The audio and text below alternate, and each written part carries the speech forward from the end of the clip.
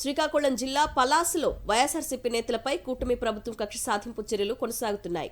వైఎస్ఆర్సీపీ కార్యకర్త వేణుగోపాల్ రెడ్డితో పాటు పలువురిని పోలీసులు అక్రమంగా అరెస్టు చేశారు.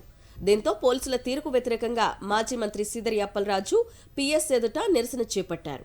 వేణుగోపాల్ రెడ్డితో పాటు వైఎస్ఆర్సీపీ కార్యకర్తలను విడిచిపెట్టాలని వైఎస్ఆర్సీపీ నేతలు డిమాండ్ చేశారు.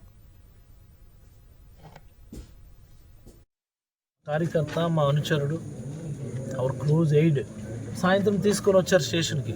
ఎందుకు తీసుకొచ్చారంటే నో ఆన్సర్, కంప్లైంట్ లేదు, ఒక నోటీస్ లేదు, అక్రమము ఏమనంటే ఇంతేనండి అంటే ఎందుకు అంత తలబిరుసు ప్రవర్తన అసలు నాకు అర్థం అవడం లేదు. నాకు